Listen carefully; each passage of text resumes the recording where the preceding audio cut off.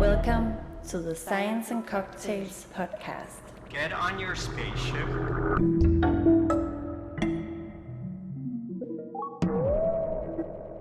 Interesting theory. And now the machine is working. Increase the frequency of lucid dreams in our laboratories. Over time, the variation within a group becomes variation between groups. It has to do with particles or objects and how they move. Am I true? Am I awake? We think that there is a kind of God against it. What are the processes behind? It's a piece of stuff. We are moving in space-time. All of us go like 1 second per second, flowing up in the fourth dimension.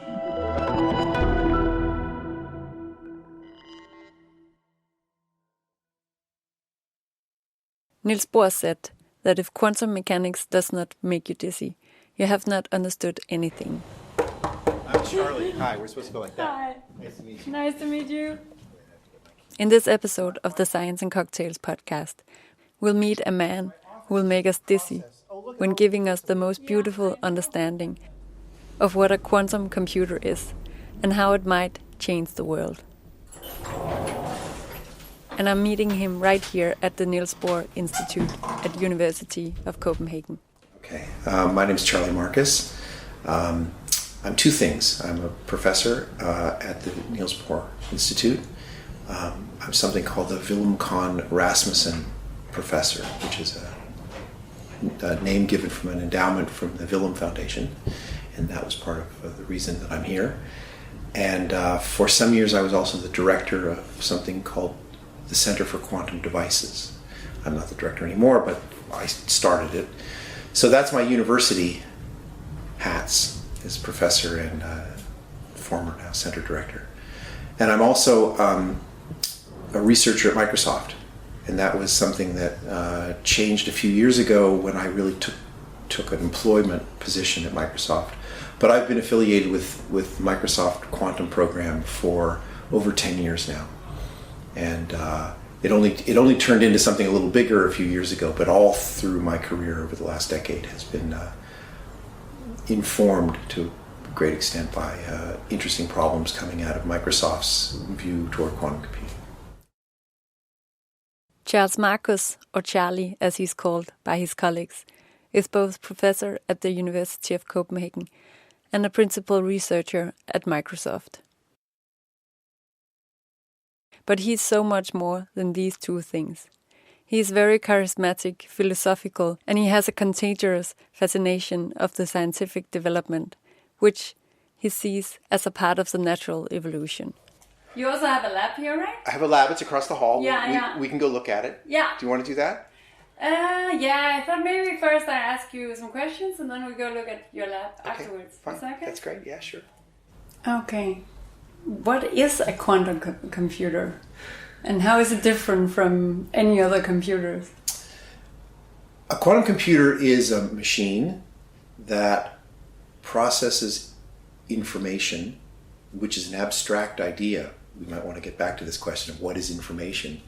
But it processes information in a new way, different from how a machine that we use every day processes information.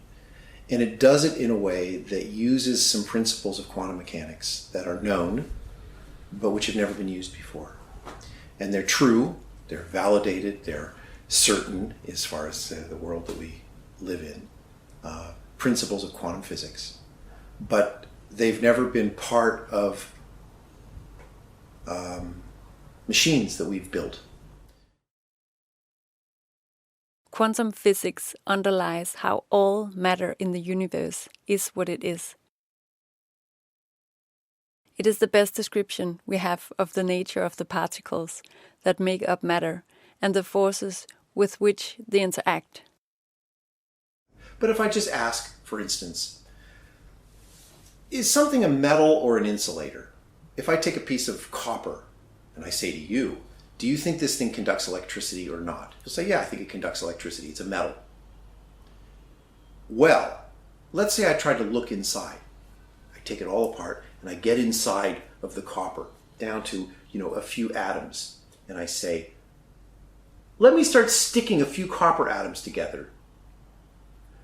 How do I know? How does the copper know that it's supposed to be a metal? Like at what point, if I take 10 copper atoms and I start sticking them together, all of a sudden the thing says, oh, I'm a metal. Okay, but if I do it with plastic and I stick plastic molecules together, they say, no, I'm not a metal. I'm an insulator. How do they know? How do they know whether they're supposed to become a metal or an insulator? There's a really simple dichotomy between those two kinds of things.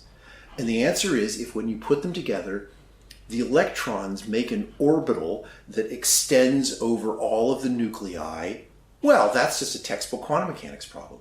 So the way that copper knows whether it's supposed to be a metal or not a metal is because of how the electrons organize themselves around the nucleus. Why is copper different from iron, which likes to be a ferromagnet and it likes to become magnetic?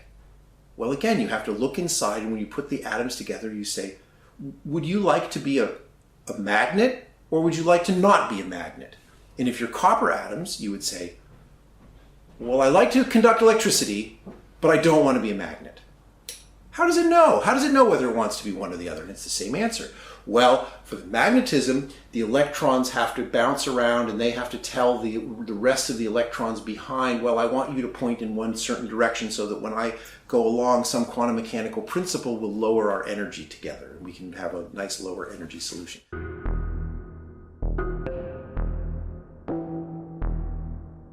It all started 100 years ago in the 1920s, when the theory of quantum mechanics was developed by Niels Bohr, Werner Heisenberg, and Erwin Schrödinger, among others. And since then, the theory has been elaborated on by a number of legendary scientists. And all theoretical knowledge is used in practice in the development of the quantum computer. And what quantum computing in general is looking to see how all of these forgotten pieces of quantum physics that were so important in the conceptual development of the subject over the last century, really, can have an influence on technology, and in particular, how they can accelerate computation. You might think that just because you left something out of technology, you didn't use something, it might not be useful. I mean, the thing that we did okay with technology, it seems to work pretty well. So the fact that we left something on the floor for 100 years, you'd say, well, maybe the thing you left on the floor isn't so valuable, actually. But it turns out, and people didn't know this until, 20 years ago or so, that certain very difficult computer problems that are kind of unsolvable by conventional computers, meaning that they would take so long to solve the problem that you wouldn't even want the answer by the time you got it. If you had one of these machines, you can show mathematically that it will work and solve the problem much, much faster. So that was a big surprise to say, oh, not only did we leave out these parts of quantum physics that we sort of never put to use, but then someone showed, if you did put them to use, they'd really make a big difference. They would render certain problems that are impossible to solve solvable. And that was a big motivation. It doesn't mean that it's necessarily easy. And it doesn't also say that every problem you'd like to solve suddenly becomes solvable. I mean, this is a very important point, I think, in this whole discussion, is that what a quantum computer is a machine that can solve certain problems much faster than the machines that we're using now to solve problems. And a very difficult question, if you ask me, I'll tell you it's a difficult question, is which problems? Which problems? Do you get to pick your own problems? Can you say, oh, well, what about the carbon problem? What about the, every technological problem that we face these days? Can we address that problem with quantum computing? Now, recently, the problem of carbon sequestration has been addressed. So people, of course, focus their attention on problems. that they want to find answers to. And since most of those problems are chemistry type problems, and I should say by chemistry, I include all of biology. Okay. Now, of course, a biologist wouldn't like to know that I've reduced biology to chemistry. But everything that happens, everything from how a drug works, to how neurotransmitters work, to how disease works, to how carbon is captured in seawater. These are all problems that are essentially quantum mechanical in their heart. So are you saying that a quantum computer could solve those big problems? I'm going to say a little softer than that. I'm going to say that's a great place to start the hunt. Because any problem that on the surface is already a quantum mechanics problem, and we know that nature can solve that problem, then probably a quantum computer can speed it up.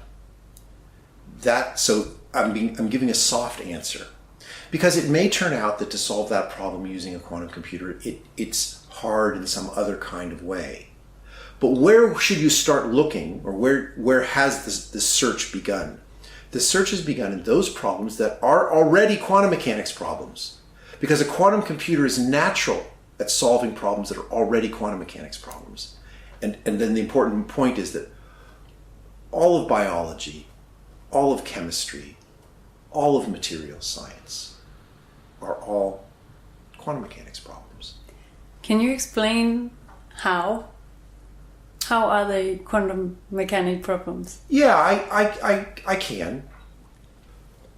When I inject a neurotransmitter into my brain, and it has to stick inside of a synapse of a neuron, how does it know whether it's the kind that sticks or doesn't stick, or the kind that inhibits, or the kind that enhances the flow of electricity across that? Well, it ends up sounding like the same kind of problem. I take the molecule, I put it in, and I ask, what happens to all the other electrons around when I make that choice? If you look at it so up close, it doesn't look like a biology problem anymore. Now it looks like an atom and an atom and an atom and an electron and an electron, and they move around. But the next thing you know, where they've moved around changes your mood, or changes your health, or causes disease. And so I think that, like with the material science problem, also problems in biology and chemistry, when you look really close inside and you ask what's happening with individual atoms that makes them work, you'll see that the electrons around the atoms configure themselves in certain ways. Sometimes magnetically, sometimes at low temperatures they'll make superconductors, sometimes they'll make conductors of electricity, other times they'll help chemistry processes occur that will make you happy, or make you sad, or make you healthy, or make you sick. And on the inside, they're all quantum mechanics problems. Okay, but it sounds like it could be some sort of miracle cure to all world problems, but it also sounds like it can be dangerous if you get the technology to manipulate with those things, which seems to be like some of the deepest layers in our biology and our climate and everything. Can it be a bit dangerous to do that? Sure it can. Everything powerful is dangerous. I think that you can ask this philosophical question. And by the way, being a scientist doesn't make me any better at this question than any person that you ask who has a philosophy. But I think that when you understand something enough that you can control it, you have power.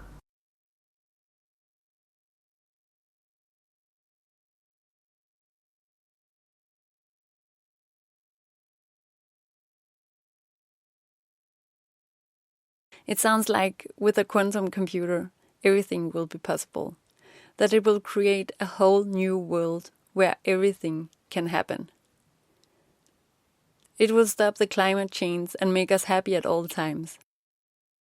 To me, this is both fascinating and very frightening. But to Charles Marcus, This is a part of the natural evolution. Nature created those brains of ours, making us capable of inventing things like a quantum computer. Now you could ask, is it something which doesn't have any good purpose? It's only for bad? Some people feel that way about nuclear power. You know, the only thing that came out of the nucleus was a big bomb, and we should have just left it where it was. But maybe that's not the way history is going to play out. Maybe history is going to play out that the carbon problem from burning fossil fuels is so much worse than the problem of nuclear power that understanding how to control nuclear energy turns out to be, you know, a real gift. And so I think that at the beginning you can say, if something is powerful, which I totally agree that this is extremely powerful, it's up to us not to necessarily shut it down, but to control its use, to maximize the good and minimize the bad. I think you see the same thing happening in biology now with CRISPR. I don't know if you've done one of your shows on CRISPR, but you know, CRISPR is dangerous. But CRISPR is also powerful. CRISPR has the ability to heal disease, and it also has the ability to create havoc in the biological world. So what do we do about it?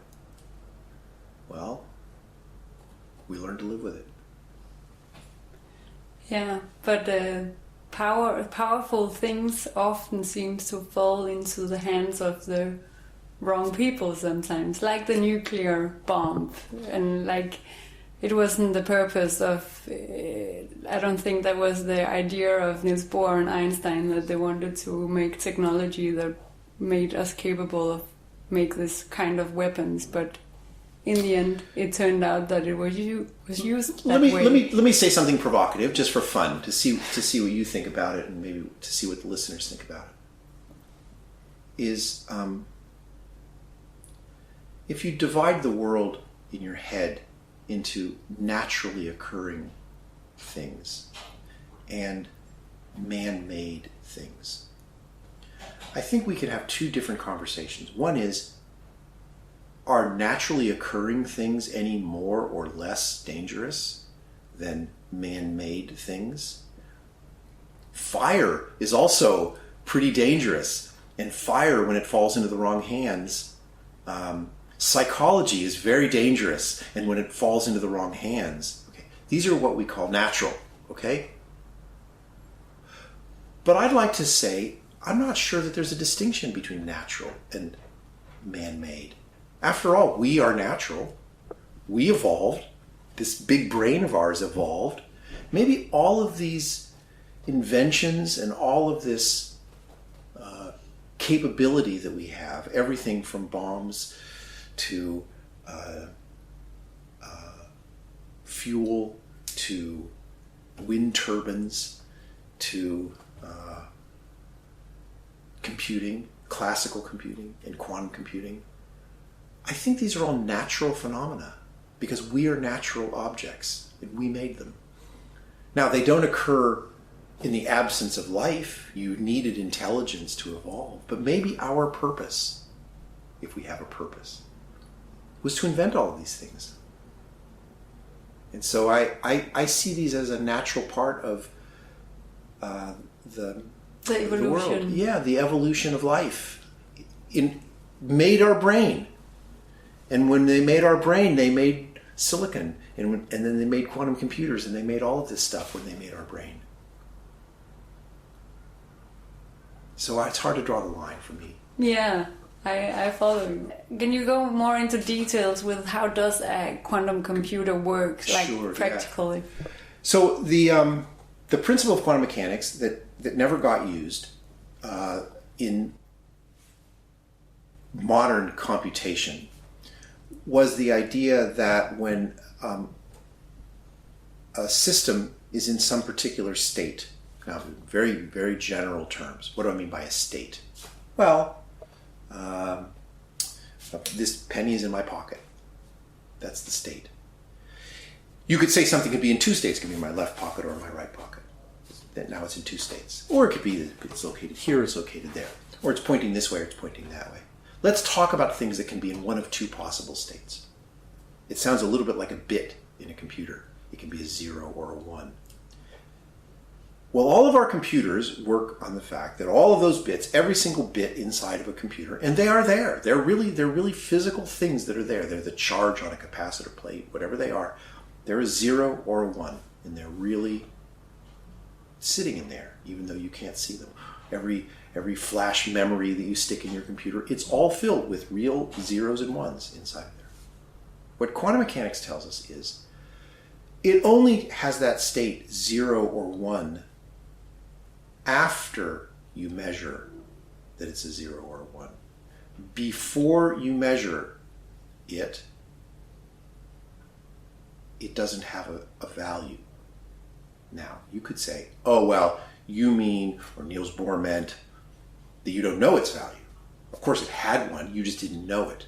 No, I mean something a little bit different. I mean that it didn't have one. And here's how quantum mechanics is very different from classical physics. Classical physics is deterministic, which means that if you know all the information about a system, you'll be able to predict its future development. When you in quantum mechanics give up the classic concepts, such as position, speed, and impulse, you open up the possibility of having particles that are not in a defined state. In short, quantum mechanics states that until a particle is measured, it is in all states at the same time. But as soon as it is measured, it becomes in a fixed state right away. This means that you change the state of a particle by measuring it. How do I use that fact?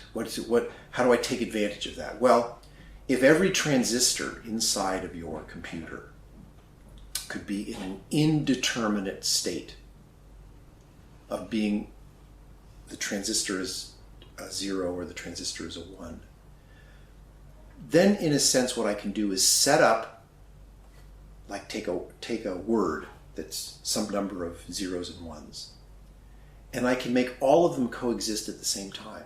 All of the states of zeros and ones, so all of the words that I make out of these zeros and ones can sit on top of each other. And depending on how I measure them, they can be one of all the possible different states. And there are, because this one can be a 0, 1, this one can be a 0, 1, so that the two of them together can be in 4 states. And the 3 of them together, well, not 6, but there can be in 8 states, 2 times 2 times 2.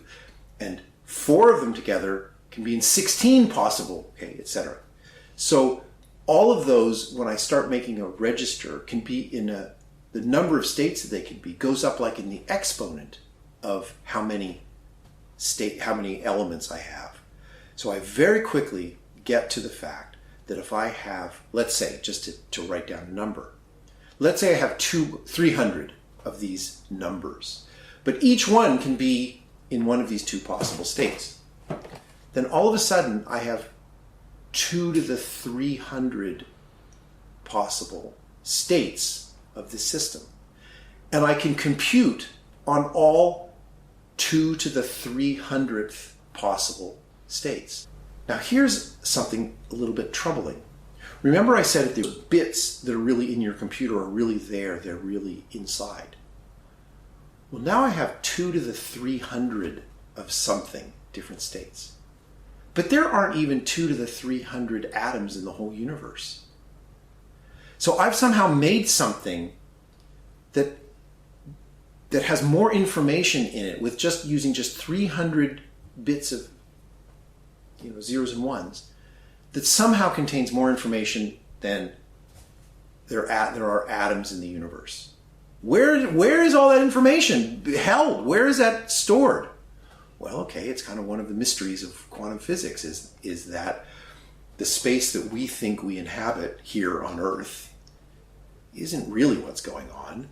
There's really a much bigger space that quantum mechanics lives in. And we only live in the world after a measurement has occurred. When the measurement occurs, the space becomes much, much smaller. It becomes the space that we live in because things become real in that space. So the idea of a quantum computer is to say, don't measure it. Leave all of those states coexisting and do the computation on all of those 2 to the 300 states. It's a gigantic number.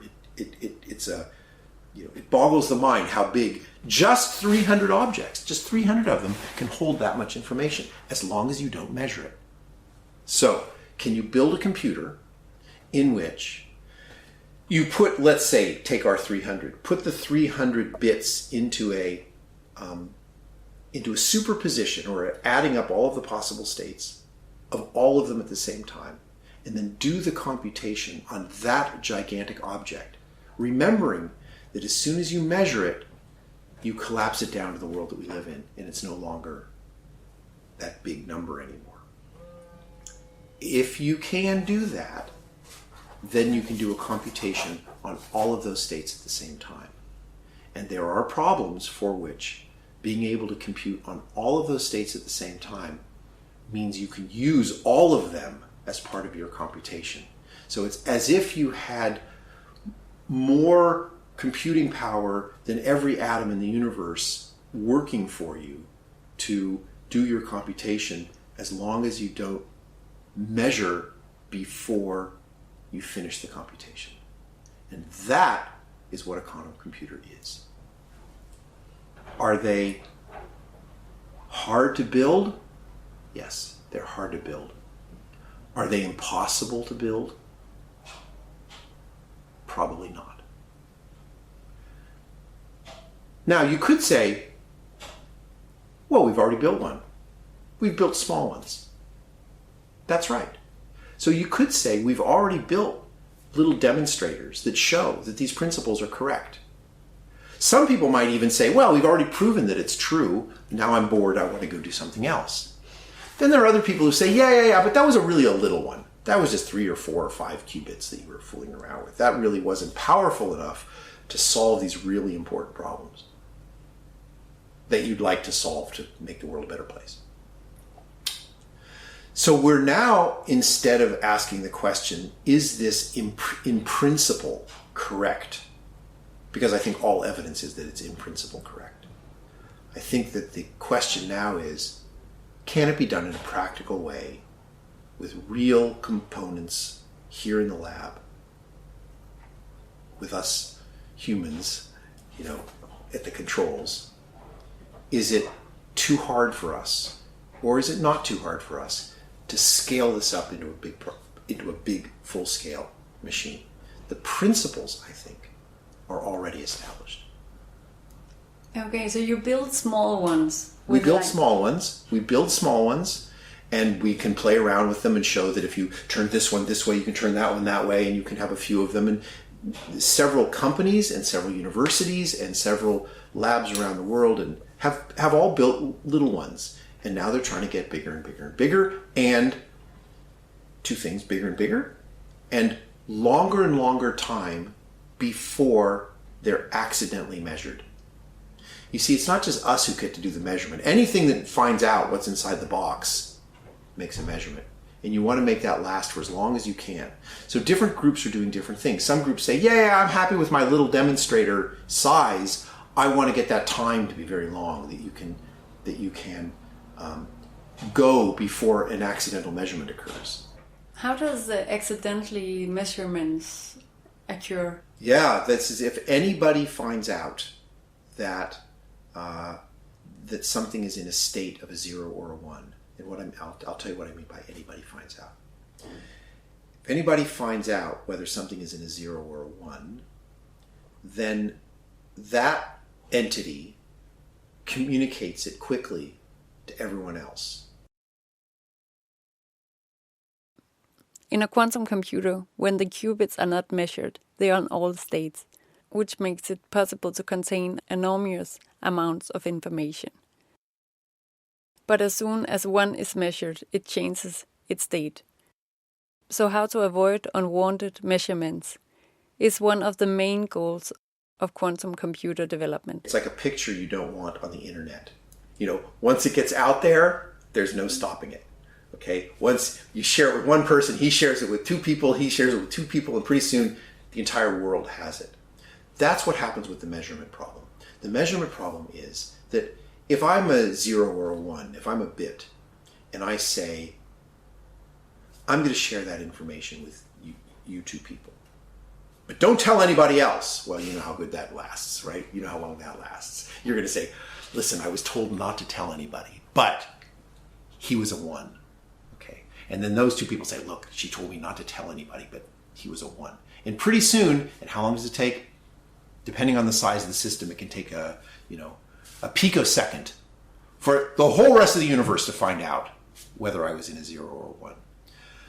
So the hope is to bury the information in a way that nobody can find out whether you were a 0 or 1. So let me give you some examples of some lousy ways to do it. A way that will definitely reveal what my state is. Let's say I'm an electrical object and I'm located either here or here. If I'm here, I'm a 1, and if I'm here, I'm a 0. Well, now you're sitting over there and you have a little electric field measurer, let's say. And you say, oh, I can tell. When you moved from a 0 to a 1, my electric field detector moved a little bit because now you're closer to me than you were before. So don't move so much. You say, okay, I'll just move a little bit between a 0 or a 1. And you say, okay, how little can I move before nobody can tell with their electric meters? I mean, it doesn't need to be a person. Because when I say a person, all I mean is the same thing. The electric meter told the gauge told your retina told your, this part of your brain told. It doesn't even need to involve your brain. It's just that as soon as the rest of the universe finds out, game is over. So then you say, okay, forget about it. I'm not going to try moving a charge on the table. That's too sensitive. Anybody can figure that out. Anybody with an electric meter can figure out that I've moved the charge. I got to do something more complicated than that. Maybe I'll use the fact that an atom or an electron looks like it's spinning around. So I'll make it whether it spins this way or spins that way. Then I can leave it in the same location. I can just say whether it's going clockwise or whether it's going counterclockwise. That'll be the difference. That's complicated because it makes a small magnetic field difference if it does that. And then someone with a magnetic field detector could tell whether it was pointing in this direction or that direction. So right now, what people are doing with all of their different ways of making these quantum bits is trying to have the two states be distinct but hidden as possible. So first you go to low temperature, because at low temperature, even the vibration of a crystal can tell whether or not something is electrical or magnetic or nearby. And so even the vibrations of a crystal could figure it out. So get rid of all the vibrations of a crystal and go to very low temperature. Then put it in a black box so that no light can shine off of it, because the light could detect whether it was in this thing. So you try to isolate it as much as you can. And maybe if you're really great at it, you can get a few hundred microseconds of time before the world figures out. This is again, like, think of the internet picture, right? Like, how long have I got before all the information is spread out everywhere? And the answer right now, state of the art, is depending on, the type of qubit, 100 microseconds, a millisecond, 10 milliseconds. But the amount of time isn't so critical. What really matters is the ratio of that time, how long you've got, versus how many things can you do in that time. How many switchers and movements and how many computer steps can you do during the time that the thing remains unmeasured? So it's really like a number. Can you do 1,000 or 10,000 or 1,000,000 operations before? Well, if you take a qubit, a quantum bit that's too isolated, it's also hard to manipulate. So you slow down one thing, but you also slow down the other thing. So it could be at the end that it may not be the longest lived state, but it's the one that you can do the most computation with during that period of time. And what's the winner? Everybody is playing with different ideas for preserving coherence while allowing manipulation to control. And probably at some point they're going to have to hybridize and come together and make new systems for doing this. And what are you working on in your lab? Well, we have, so there's 2 labs that we can go see across the hall. One of them is a Microsoft lab, and the other one is a University of Copenhagen lab. They're all kind of in the same space together. And a lot of the experiments are covering different kinds of either quantum bits or a way of controlling quantum bits. So on the Microsoft side, there's a very clever idea that says that you can hide information from a way that makes it very difficult to detect, but still can do rapid manipulation by separating the information into 2 parts and holding the information what's called non-locally. So part of the information is over there and part of the information is over there, and you don't get to find out whether or not it works until you put the 2 halves together. So that's another way of avoiding the measurement. You hide the information. The environment isn't so good at looking at 2 places at the same time and saying, oh, I see your half over there and your half over there. The environment looks locally. So if you can separate the information like a lock and a key, that the only way that you get back, whether it's a 0 or a 1, is to put the 2 halves together. And as long as you keep them separated, they're invisible to the environment. That's a great way to do it. It's kind of hard to get that all set up. That's the Microsoft way of doing it, and those things are called Majorana 0 modes, and they're some way of taking an electron or a vacuum and separating it into 2 separate locations, and then you can manipulate them and do all of the information control, and you don't find out whether it's either a 0 or 1, an electron or a non-electron, until you put them back together again. So there's several experiments in there that are working on Majorana 0 modes. Then there's the one that I talked about with the electron spinning, and it can put its spin as this direction or its spin as that direction.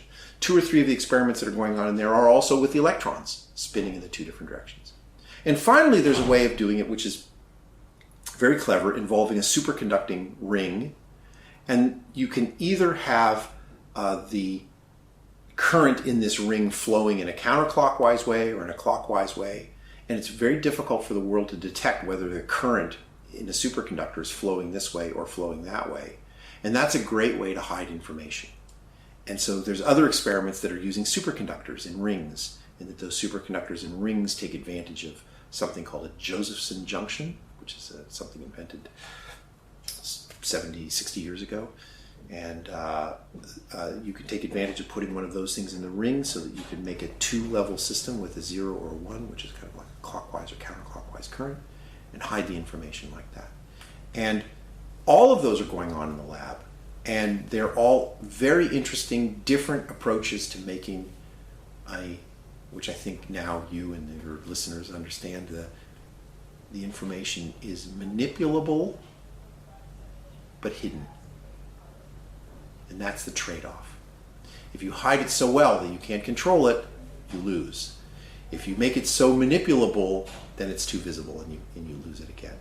So you have to make it semi-hidden from the world. And that's all the different approaches that are going on in the lab right now. Okay. Should we go see them? Take a look? Sure. Yeah. Okay, great.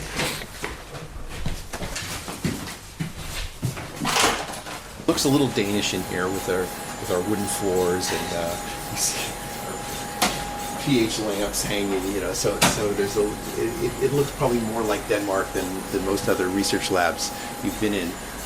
But all of these cylinders that you can see here are the refrigerators. So the experiments are down inside of the bottom of this thing. There's a magnetic field that you can apply because sometimes, so this one has a spin qubit in it where you have to control the magnetic field using an external magnet. And so this refrigerator has a magnet inside of it in addition to being cold. But down there at the bottom, inside of this thing, they're all buttoned up, so there's not much to see, just the cylinder. But inside of this thing, and you can hear the noise, that noise is the first stage of cooling. But then there's a kind of a circulatory system in there that cools even further, such that where the final chip that contains the qubit is sitting at about 1/100th or a couple of hundredths of a degree above absolute zero. And so it's almost as cold as you can possibly get. And this is a machine that produces those kinds of temperatures, and then we have to cool the chip. And then the hard part is we have to control it. So you have to reach down and manipulate it and control it and try to do all of those operations of turning a 0 into 1, and then you say if you're a 0 then you become a 1, and all of these different things. And all those wires have to go down into the low temperature environment and not heat it up, so that all the electronics that are here, that are connected, they go into all these boxes, and they turn into these blue lines, which eventually go all the way down to the bottom inside of this thing and onto a semiconductor chip, which has in it almost impossible to see, it's so small. One of these boxes that contains a spin, one of these spinning electrons. And the spinning electron is in the state of a 0 or a 1, and for some long time before you look, it's in both states at the same time. And then that state has to control some other state, and it's the beginning of a small quantum processor. Okay, and how do you control it and manipulate it? Yeah, so you see all these boxes over here. Some of them are taking input, like this guy, these wires, the electricity is flowing this way and comes in there and showing up on the screen. In other of these boxes, like, let's see, up there, you see those things up there? Yeah. Those are called arbitrary waveform generators. And those arbitrary waveform generators, you see at the beginning of the number it says AWG. Can you see where it says AWG? Here, step back here. It says up there. AWG. Yeah. Okay, so that stands for arbitrary waveform generator. And that means you have to put a wave in that does the control. And this machine lets you put an arbitrary wave in that you program with the computer. And so the computer's here. Yeah. The computer's connected. There's the computer on the rack. That has a wire that goes up to these arbitrary waveform generators. Those waveform generators tell it, move to the left, move to the right, putting electricity in different places around it that make it, touch two of them together, take the two of them apart, controlled by voltages, and those voltages come from here, which are ultimately controlled by the computers down here. Okay. And usually there's a student sitting right here. They probably went to lunch, or these days a lot of work from home. They're probably sitting at home, doing the computer. But the computer controls the generators. The generators go through. So it's not surprising. You see those wires eventually lead to these wires. You see they come right out there, and the blue guys come to number 6 there.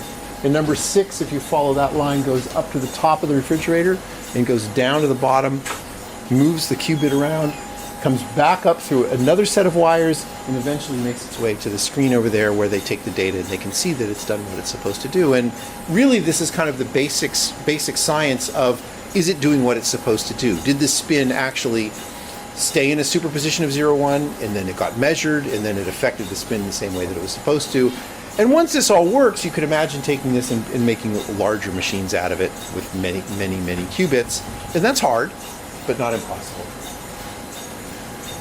Wow, there's a lot of wires. A lot of wires. So as we move down over here, these two refrigerators have a different kind of qubit. These are the superconducting qubits. And here, again, similar thing with the arbitrary waveform generators, but now the arbitrary waveform generators are controlling the superconductors instead of controlling the spins. But very similar. Here are 2 more refrigerators, and all of these boxes with these things put out high frequencies. And the frequencies are the frequency where the electricity sloshes around in these superconducting circuits. So it's a little different than how it looks over there. So these boxes are kind of different. And there's a characteristic frequency. You see this says 6.5 gigahertz on it. So that means that the qubit consists of it's like in the washing machine when it goes back and forth like this. It's swishing back and forth the electricity, and there's a resonator that goes back and forth, and then there's a qubit that resonates at that frequency, and these are the frequencies that go down. And so in addition to the arbitrary waveform generators, you have to shine frequencies on these guys. So it's slightly different, different shaped boxes, different company that makes them, but they all do the same thing. They come out of here, they go up to the refrigerator, they have to go all the way down to the bottom, and then finally they go inside of some of these metal components up here, and those metal components go all the way down and control the qubit. And what is this? So then again, it comes back out the other side. So after it's been measured, this is called an oscilloscope, and it has time on the horizontal axis. And so the fast response of the qubit comes out the other side. And we're taking data here, and you can see that number 25GS/S. That means 25 billion samples every second. Okay. Okay, so this thing is sampling at 25 billion times per second. So it's, it's a fancy box. So 25 billion times per second, it's sampling and plotting what the voltages are coming out of this thing, and that tells whether this oscillation of the circuit has resonated with this quantum bit that can be in one of two states.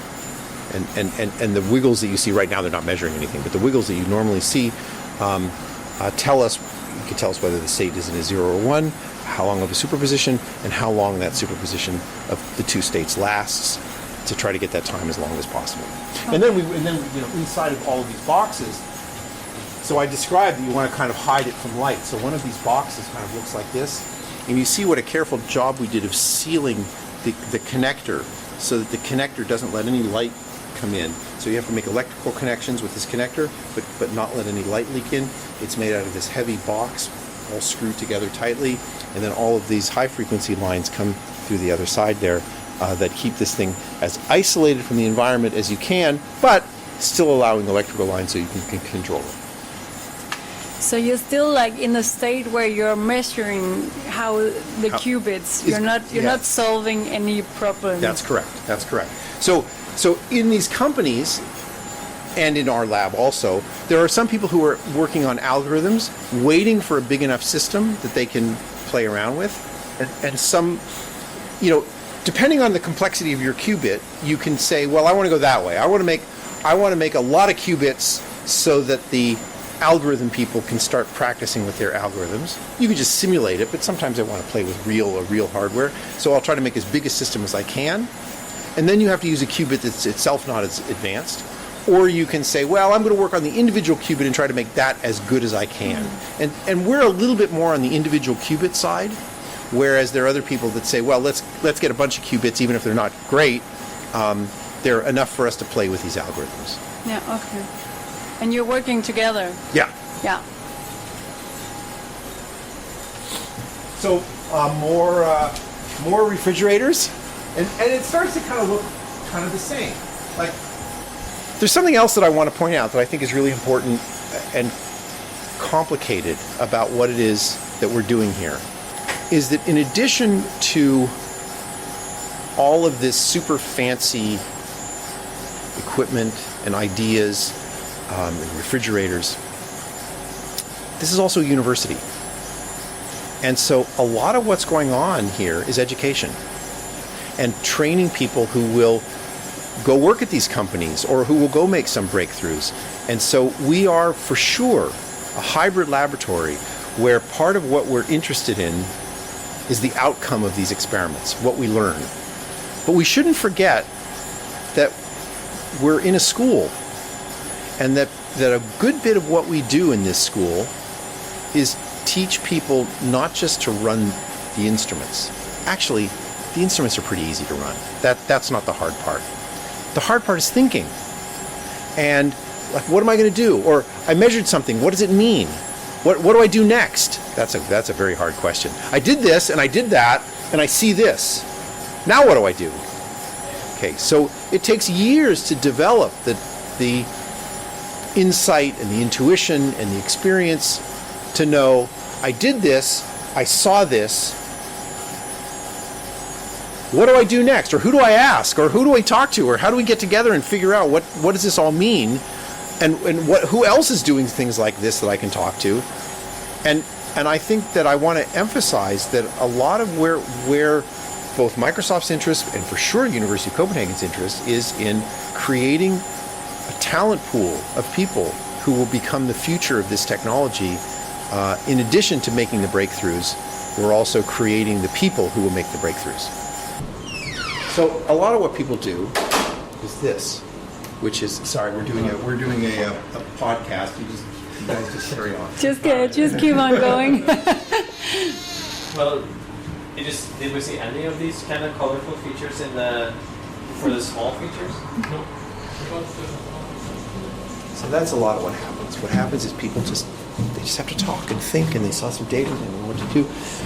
And there, my role as director of Microsoft Lab, or whatever I am with the Center for Quantum Devices, is partly to leave them alone.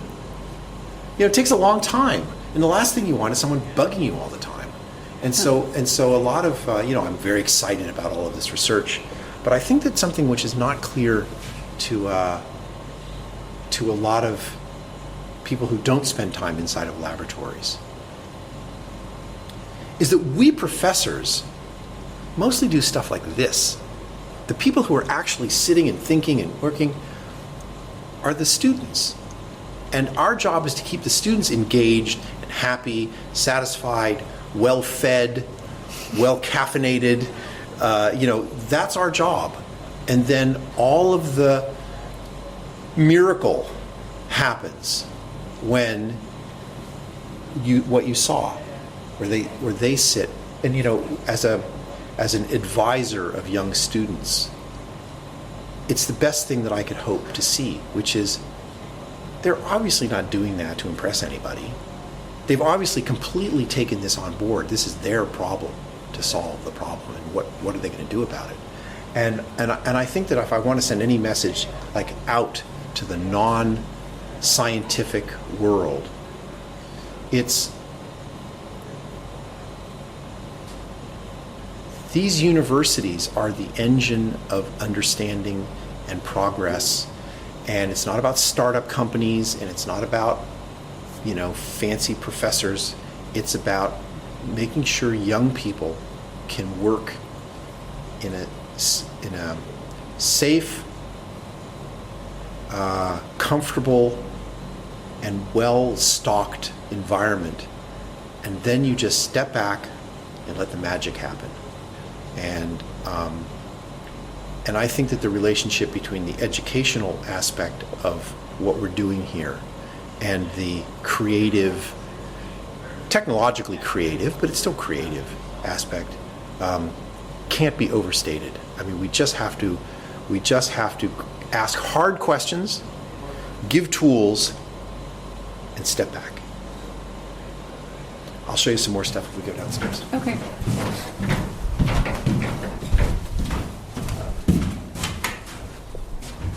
How are we doing for time? I'm not in a hurry. Okay. But we spent almost an hour now. Okay.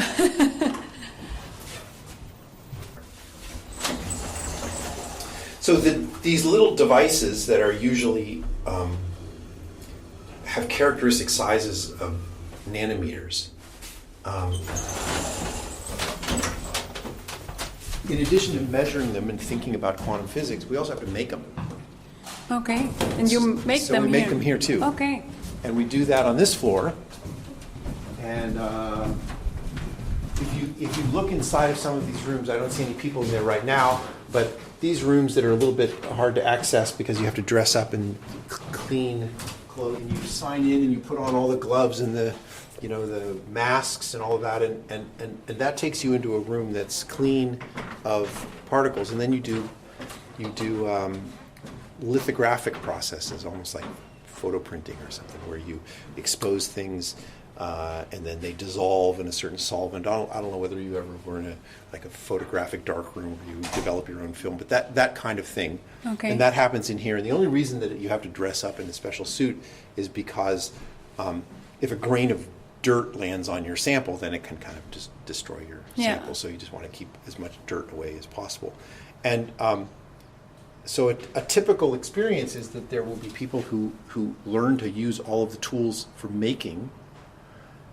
Then there's a long process involving either your advisor or theoreticians or your friends or yourself, where you think about what it is that you want to make to answer a certain question. And the topic of your thesis research or your postdoctoral studies or your professorial work is to think, what device will answer what question? And what's the simplest Like, what's the question I'm really asking, and what's the simplest device that can answer just that question? Now, maybe you want to ask the question, I'll give you an example, probably one that could have come up already. If I know that a certain coherence time of a quantum bit is 1 microsecond, what happens to the coherence time if I make 10 of them? Okay. Does it go down? Is it a tenth? Or is it also 1 microsecond? Or is it 10 times longer? I mean, do things get better as they get bigger? Or do they get worse as you get bigger? Or do they stay the same as you get bigger? It's a great question. And it depends a little bit on the source of the problem. But if you, let's say you wanted to answer that question. Let's say you were coming in to do research and you said, I want to know whether or not when these guys measure a quantum bit, and then later we got to go make 1,000 of them, is it going to be 1,000 times worse? Or 1,000 times better? Or is it going to be the same? Well, now you have to think, okay, how am I going to do that? What do I want to do? Well, maybe making 1,000 isn't the first right step. Maybe you say, well, let's try making 1, then 5, then 10. Yeah. Okay, and let's see whether it goes up, or down, or flat. Perfect. Now, I'll see you in 3 years, and you know, and you can ask that one little question. And a lot of what we do around here with this fabrication is to think, okay, well, I don't want to make it look different, because if I make it look different, like let's say it's on a bigger chip, because you wanted to do the 10. So, oh boy, if I put on a bigger chip, maybe it's the size of the chip that matters. I thought I answered the right question, but I answered the wrong question.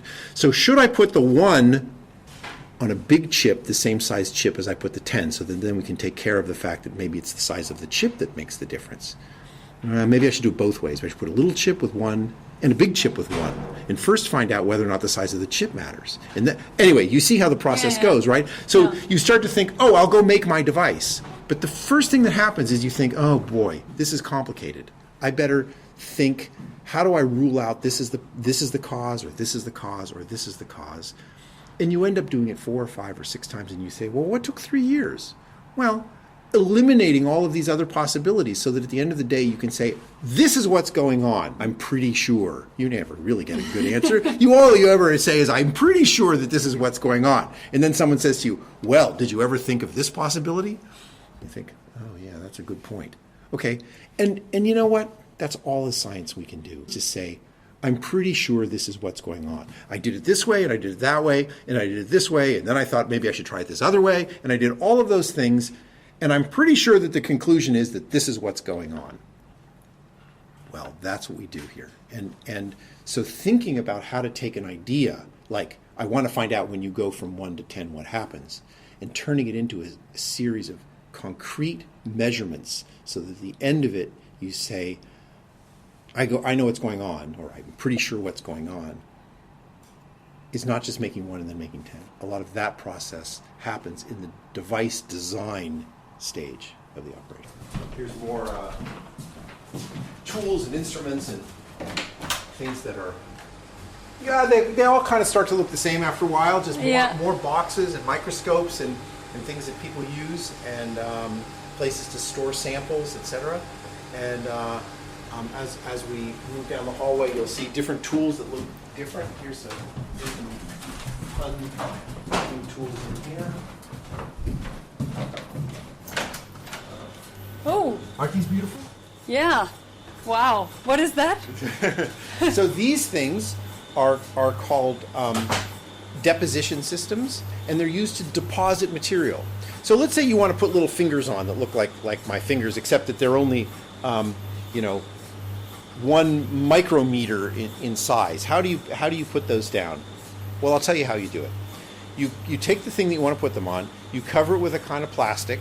The plastic, if you hit it with electrons, becomes soluble in a certain solvent, like a chemical that you put it in, and only where it's gotten electrons shined on it does it wash away. Places where it didn't get any electrons on it, it doesn't wash away. So it's almost like writing your name with soap or something like that. Then you spray it with water, and where the soap was, it washes away, and where there was no soap, it stays behind. Then you've washed it away in a certain pattern, like the pattern of my fingers. Then you say, okay, what I'm going to do is I'm going to come in, and remember, it's got plastic everywhere except where my fingers are, where it was exposed. Okay.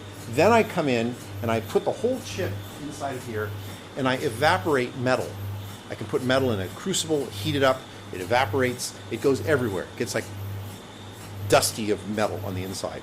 Then I take the whole thing, then I put it in a second solvent that takes away all the plastic, no matter what it was exposed to.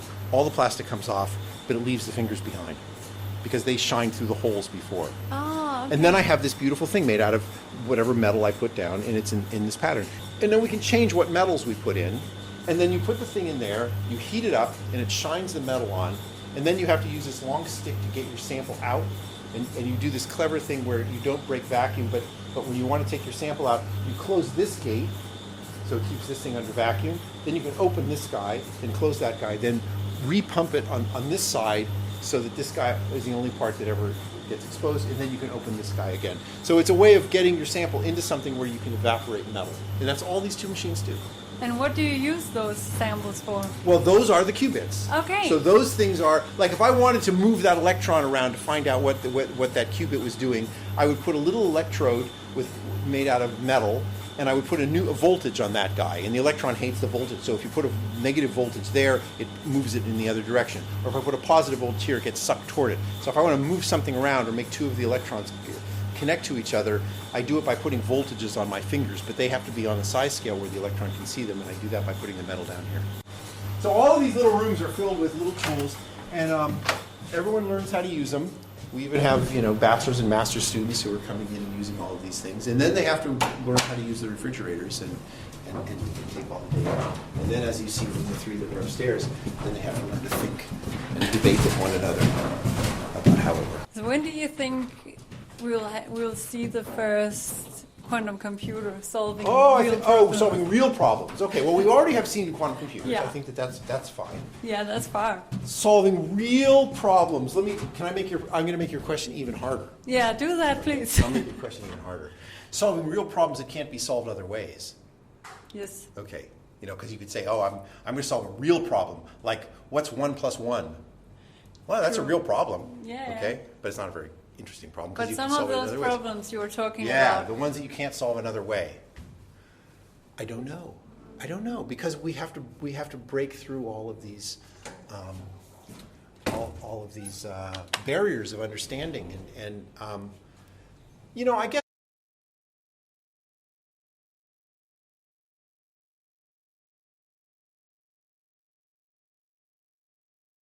This is where my recording stopped. I talked to Charles Marcus much longer than I expected, so my SD card got full.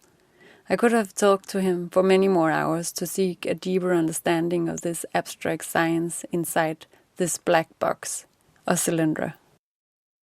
The idea of studying something that changes as soon as you measure it is so surrealistic and fascinating and magical, and the potential it has goes beyond my imagination.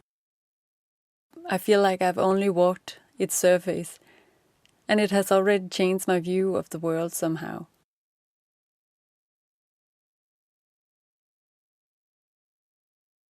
I hope Charles Marcus and his quantum computer left you with as many questions as it did to me. Thanks for listening to the Science and Cocktails podcast, which is funded by the Novo Nordisk Foundation and produced by me, Sofie Hjorth. All music and soundscapes are composed by me and Hjalte Møller, also known as Tromleorkestret. Find future episodes on scienceandcocktails.org.